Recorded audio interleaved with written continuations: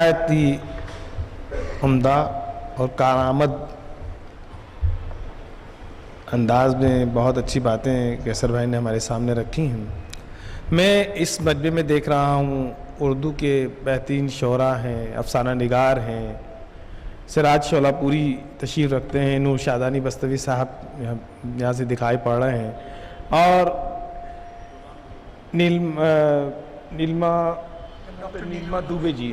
Doctor नीलमा दुबे जी भी तशरीफ़ लाई भी हैं। और अभी कुछ दिन पहले एक किताब मेरी नज़र से गुजरी थी, तिची कथा।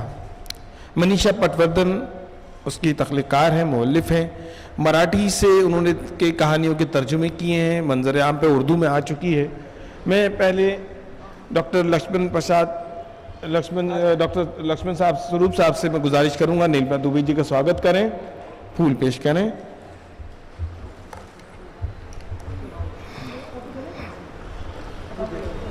हाँ, ये अंदाज़े मोहब्बत है। आप कुछ कहना चाहेंगी? डॉक्टर लक्ष्मण शर्मा जी को बहुत बहुत बधाई हिंदी साहित्य के सभी साहित्यकारों की तरफ से, क्योंकि यहाँ कोई हिंदी का व्यक्ति मौजूद है या नहीं वो तो मुझे नहीं पता, लेकिन मैं बहुत सौभाग्यशाली महसूस कर रही हूँ और थोड़ी सी ईर्ष्या भी हो रही है, क्योंकि जिस तरीके से हिंदी की इनकी रचनाएं हैं, उन रचनाओं को देखते हुए ये उम्मीद थी कि हिंदी की पुस्तक पहले आएगी शायद, किंतु आप लोगों ने बाजी मार ली। बधाई आप सभी को।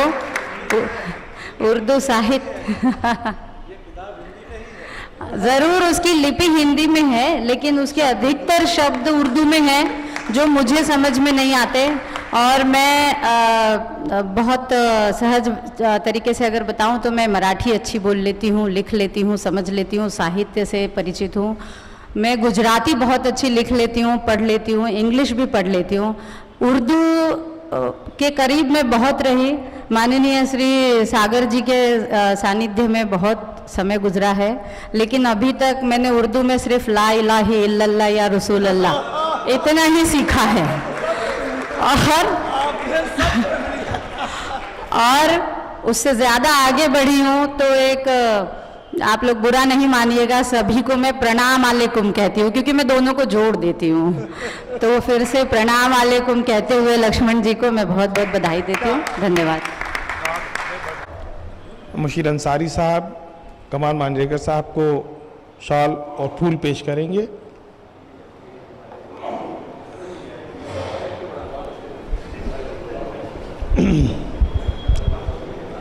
जैसा कि मैंने अभी जिक्र किया था कि हमारे दरमियान मनीषा पटवर्धन साहब, मैं डॉक्टर लक्ष्मण स्वरूप वाहिद साहब से गुजारिश करूंगा कि मनीषा जी को फूल पेश करें। मनीषा जी, आपको जहमत होगी, तशरीफ लाइएगा।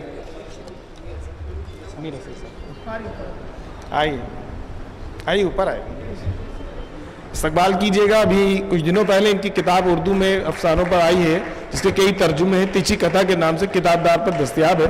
मैं खुद पढ़ चुका हूँ, बहुत अच्छी तहरीर है, बहुत अच्छे तर्जुमे हैं उसमें।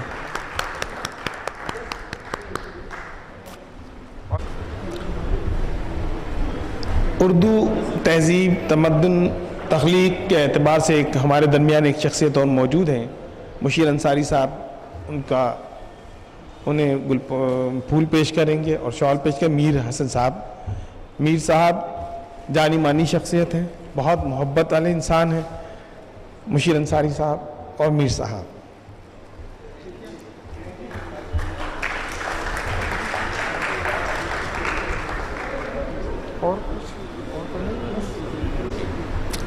अब मैं एक शेर के साथ कि झूठ को झूठ लिखा, सच ही को सच बोला है। झूठ को झूठ लिखा, सच ही को सच बोला है। उसको समझाइए ये शख्स बहुत भोला है। जनाब डॉक्टर लक्ष्मण स्वरूप वाहिद साहब से गुजारिश करूंगा कि वो तशरीफ लाएं और अपने ख्यालात से फैज़याब करें। डॉक्टर लक्ष्मण स्वरूप साहब। वीपी शर्मा साहब की खिदमत में शॉल का नजराना मुशीर अंसारी साहब पेश करेंगे। आप तशरीफ़ लाए, हमारे लिए बहुत सादत की बात है जनाब, बहुत बहुत शुक्रिया। आप राही साहब, बहुत बहुत शुक्रिया जनाब, आप तशरीफ लाए, तशरीफ लाइएगा, फिर दोबारा इस्तकबाल कीजिएगा।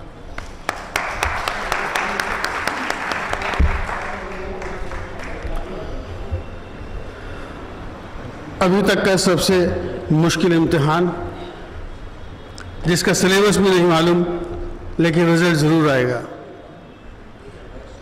मैं अपनी बात कहने से पहले इस प्रोग्राम को मुनक्किद करने के लिए जिन्होंने इतनी जद्दोजहद की, इतनी मेहनत की कि आज ये प्रोग्राम यहाँ हो सका, मैं सबसे पहले उनका शुक्रिया अदा करना चाहता हूँ, मैं उनका इस्तकबाल करना चाहता हूँ। मैं चाहता हूँ कि ज़ोरदार तालियों से इम्तियाज़ भाई और रियाज भाई का इस्तकबाल किया जाए। इम्तियाज़ भाई, समर बैठे क्यों? एक बहुत छोटा सा तोहफा, सिर्फ इसलिए कि इनकी जो काविश है, जिस शिद्दत से इन्होंने काम किया है, उर्दू की इससे बेहतर खिदमत नहीं हो सकती है।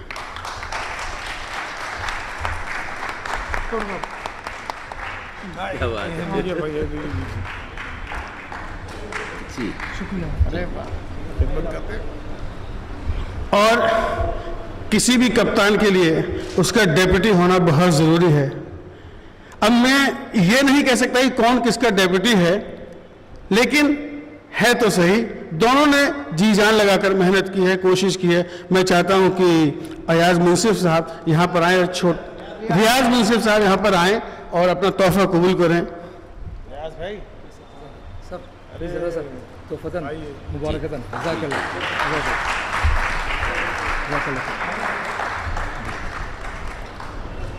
शुक्रिया, जज़ाकल्लाह सर, जज़ाकल्लाह, बहुत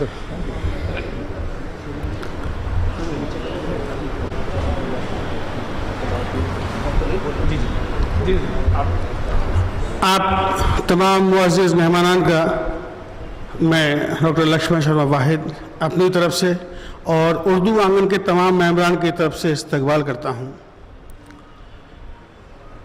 मैं अपनी बात कहाँ से शुरू करूँ और कहाँ ख़त्म करूँ, ये तय करना मेरे लिए बहुत मुश्किल है। आज ये पहला मौका है जब मुझे सुनने के लिए मेरा पूरा परिवार यहाँ पर मौजूद है।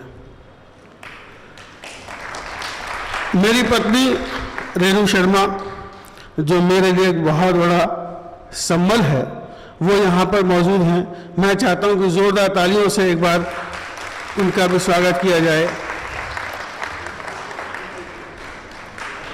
मेरे साहिबजादे जो बहुत अच्छे मेंटलिस्ट हैं, जादूगर हैं और टीवी के बहुत बड़े प्रोग्राम करते हैं, फुर्सत नहीं रहती है, लेकिन ये बात मेरी थी इसलिए उनको फुर्सत निकालनी पड़ी। मैं चाहता हूं कि अक्षय लक्ष्मण, उसके लिए भी जोरदार तालियों से स्वागत किया जाए। और मेरी इकलौती बेटी साक्षी शर्मा, जो चार्टर्ड अकाउंटेंट की पढ़ाई पढ़ रही है, मैं इसलिए भी उसका इस्तकबाल करवाना चाहता हूं। और आज ये पहली बार ये बात मैं किसी मन से कह रहा हूं कि उसमें वही जिद, वही जुनून और वही बेबाकीपन है जिससे मैं बर्बाद हुआ हूं।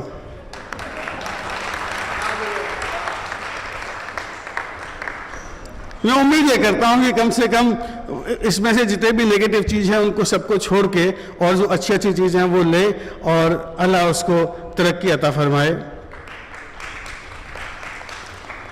यहाँ मेरे सामने पहली बार मेरे बड़े भाई मौजूद हैं, पीपी शर्मा जी, जो रेलवे से रिटायर्ड पुलिस कमिश्नर हैं, पहली बार मुझे सुनने आए हैं। मेरे लिए वो बड़े भाई भी हैं और एक पिता का दर्जा भी रखते हैं, क्योंकि पिताजी के जाने के बाद वही सब कुछ हैं। जितने मेहमान यहाँ मौजूद हैं उनका तो इस्तकबाल मैं करता ही हूँ, लेकिन उसके अलावा जितने भी सेंट्रल रेलवे के कर्मचारी यहाँ पर मौजूद हैं, मैं कर्मचारी तो कहना नहीं चाहता, लेकिन मेरे सहयोगी, मेरे दोस्त, मेरे रहनुमा यहाँ मौजूद हैं, मैं उन सबका इस्तकबाल करना चाहता हूँ। और अगर मुझसे कुछ यहाँ चूक हो गई हो तो उसके लिए माजरत का भी हूँ। अभी बात करता हूं अपनी शायरी की। मैंने जिस वक्त कलम उठाया था, मुझे बहुत लोगों ने आगाह किया कि मैं ये काम न करूं, क्योंकि मुझे किसी भी उर्दू मंचों पर कोई खड़ा भी नहीं होने देगा। और मैंने ये उसी दिन तय कर लिया था कि एक दिन मैं उर्दू मंचों पर जाकर अपनी सलाहियत, अपनी सीरत का इम्तिहान दूंगा और उनकी मोहब्बतें लूट कर लाऊंगा। इसके गवाह सागर साहब से बेहतर कोई नहीं है, क्योंकि सागर साहब को जितना मैंने सताया है उतना शायद किसी को नहीं सताया होगा। मैं यहां उस शख्स का नाम भी लेना चाहूंगा जो मेरा सबसे पहला उस्ताद है, कुमारलैंड। नीवों में से हैं। हमारी और इनकी बहुत झड़पें हुई, बहुत वाद विवाद हुए, लेकिन सिर्फ इस एक बात को लेकर वो बोलते थे डॉक्टर साहब जुनून थोड़ा सा कम करो। मैंने कहा ये नहीं हो सकता। कुमार भाई,